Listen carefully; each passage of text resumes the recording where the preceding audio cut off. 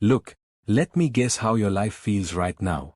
You are not broke. You are not struggling, but somehow, no matter how hard you work, no matter how many raises you get, no matter how careful you are with money, you feel stuck. Your bank balance hovers around the same number every year. Your credit card gets paid off, then quietly creeps back. You are doing everything right, but you are not actually getting ahead. And here's the creepy part. If your income is somewhere around $35,000 to $45,000 a year, this isn't random. There's an invisible financial wall, a plateau, that millions of people hit, and nobody explains why.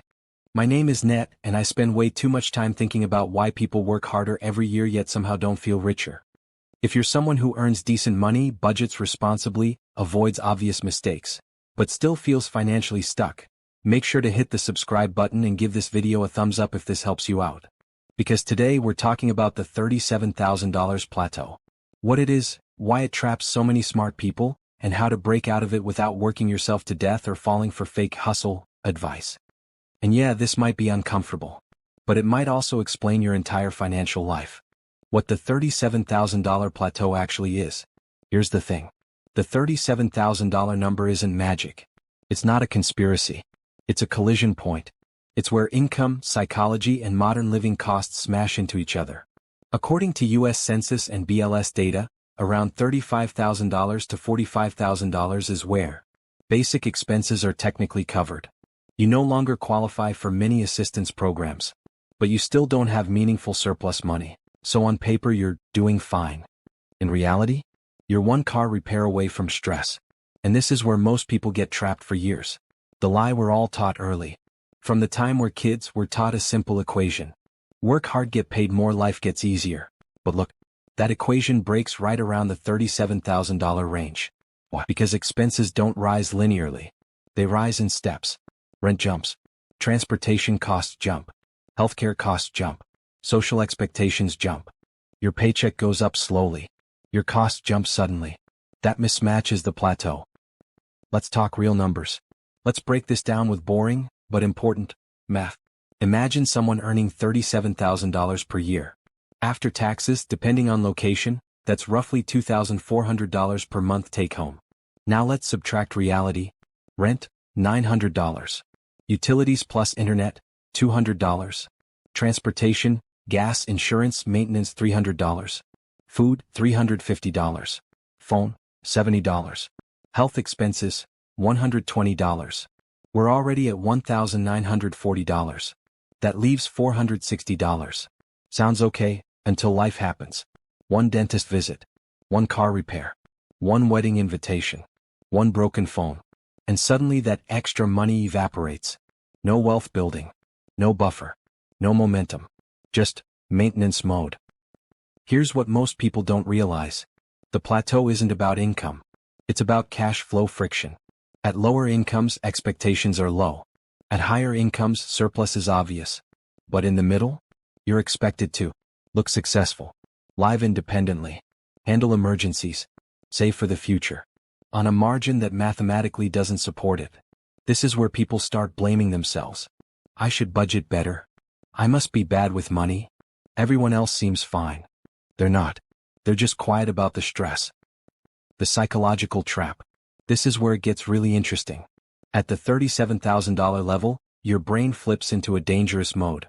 I should be okay by now. That belief causes three behaviors. 1. You stop asking for help, because you think needing help means failure. 2. You normalize financial anxiety. Stress becomes background noise instead of a warning sign. 3. You optimize the wrong things. You obsess over coffee budgets while ignoring income leverage. That's not discipline. That's survival guilt. Why raises don't fix it? Now you might be thinking, okay Net, but if I just get a raise, this goes away, right? Not exactly. Here's the brutal truth. Most raises between $35,000 and $45,000 get eaten instantly. Why? Because taxes increase, benefits costs increase, lifestyle pressure increases. You don't feel richer. You just feel slightly less behind. That's not progress. That's treading water faster. The lifestyle creep nobody warns you about.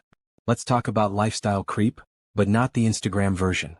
This isn't luxury creep. It's responsibility creep. You upgrade from roommate's solo apartment, old car, reliable car, cheap phone, necessary smartphone. None of these feel irresponsible. They feel required. But together, they lock your finances into a fixed pattern that's very hard to break.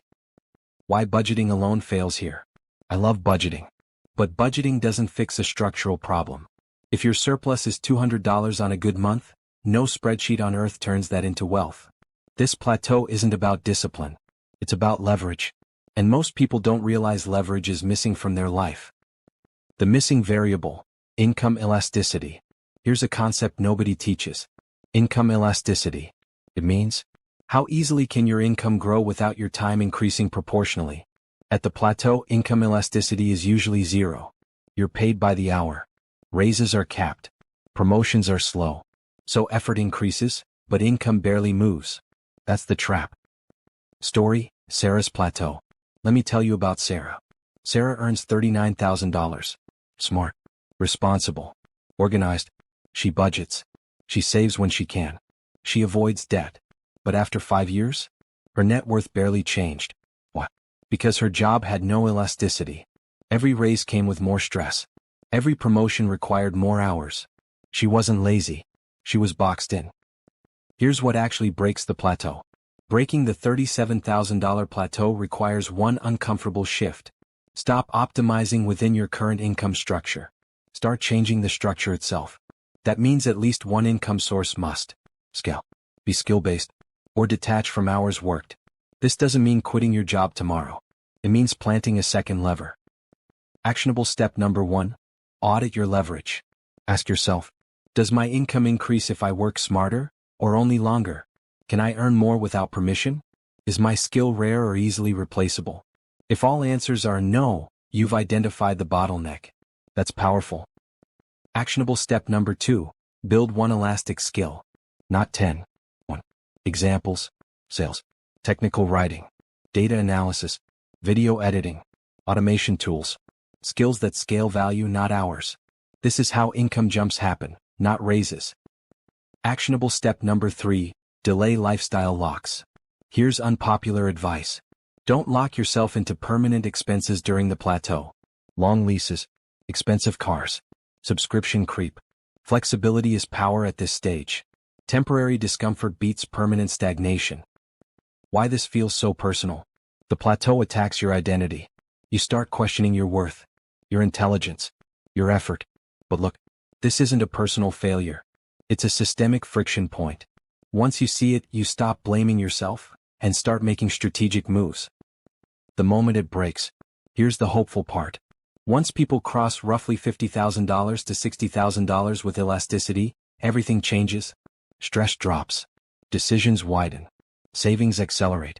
Not because they're smarter, because surplus finally exists. Final motivation. If you're watching this and thinking, wow, this explains everything. Good. Awareness is the crack in the wall. You're not behind. You're not broken. You're just standing at a financial pressure point nobody talks about. And now, you can move through it. Call to action. If this video helped you understand your money in a new way, hit the thumbs up. It tells the algorithm this kind of content actually matters. Subscribe if you want honest conversations about money that don't insult your intelligence. And comment below. Are you currently on the plateau, or just breaking out of it? I'll see you in the next one.